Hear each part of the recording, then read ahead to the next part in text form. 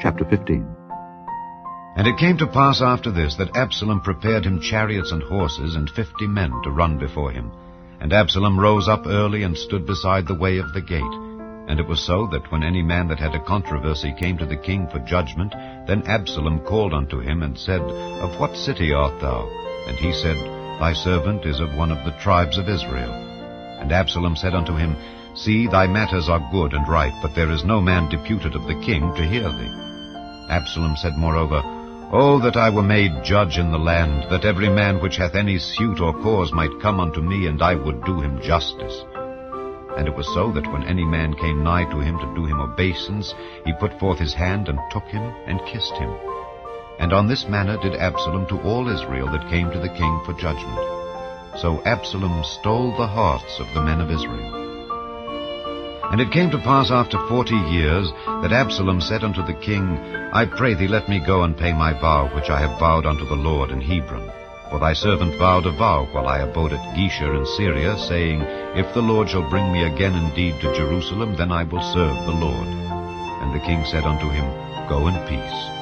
So he arose and went to Hebron. But Absalom sent spies throughout all the tribes of Israel, saying, As soon as ye hear the sound of the trumpet, then ye shall say, Absalom reigneth in Hebron. And with Absalom went 200 men out of Jerusalem that were called, and they went in their simplicity, and they knew not anything. And Absalom sent for Ahithophel the Gilonite, David's counselor, from his city, even from Gilo, while he offered sacrifices. And the conspiracy was strong, for the people increased continually with Absalom. And there came a messenger to David, saying, The hearts of the men of Israel are after Absalom. And David said unto all his servants that were with him at Jerusalem, Arise, and let us flee, for we shall not else escape from Absalom. Make speed to depart, lest he overtake us suddenly, and bring evil upon us, and smite the city with the edge of the sword.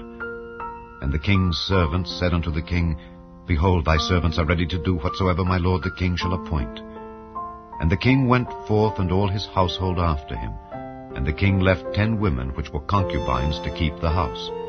And the king went forth, and all the people after him, and tarried in a place that was far off. And all his servants passed on beside him. And all the Kerethites, and all the Pelethites, and all the Gittites, 600 men which came after him from Gath, passed on before the king. Then said the king to Ittai the Gittite, Wherefore goest thou also with us? Return to thy place, and abide with the king, for thou art a stranger, and also an exile. Whereas thou camest but yesterday, should I this day make thee go up and down with us? Seeing I go whither I may, return thou, and take back thy brethren. Mercy and truth be with thee. And Ittai answered the king and said, As the Lord liveth, and as my lord the king liveth, surely in what place my lord the king shall be, whether in death or life, even there also will thy servant be. And David said to Ittai, Go and pass over.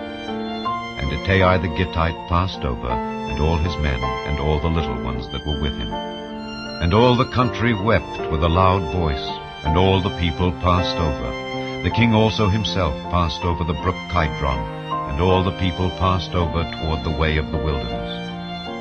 And lo, Zadok also and all the Levites were with him, bearing the ark of the covenant of God. And they set down the ark of God, and Abiathar went up, until all the people had done passing out of the city. And the king said unto Zadok, Carry back the ark of God into the city. If I shall find favor in the eyes of the Lord, he will bring me again, and show me both it and his habitation.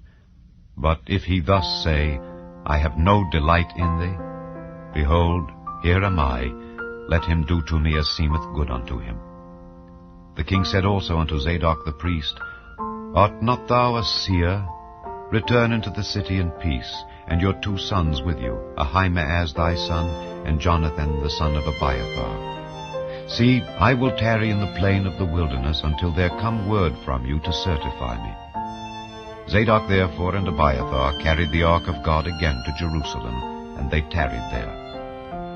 And David went up by the ascent of Mount Olivet, and wept as he went up, and had his head covered, and he went barefoot. And all the people that was with him covered every man his head, and they went up, weeping as they went up. And one told David, saying, Ahithophel is among the conspirators with Absalom. And David said, O Lord, I pray thee, turn the counsel of Ahithophel into foolishness. And it came to pass that when David was come to the top of the mount where he worshipped God, behold, Hushai the Archite came to meet him, with his coat rent and earth upon his head. Unto whom David said, If thou passest on with me, then thou shalt be a burden unto me. But if thou return to the city, and say unto Absalom, I will be thy servant, O king, as I have been thy father's servant hitherto, so will I now also be thy servant. Then mayest thou for me defeat the counsel of Ahithophel. And hast thou not there with thee Zadok and Abiathar the priests? Therefore it shall be, that what things soever thou shalt hear out of the king's house, thou shalt tell it to Zadok and Abiathar the priests. Behold, they have there with them their 2 sons, Ahimaaz Zadok's son, and Jonathan Abiathar's son. And by them ye shall send unto me everything that ye can hear. So Hushai, David's friend, came into the city, and Absalom came into Jerusalem.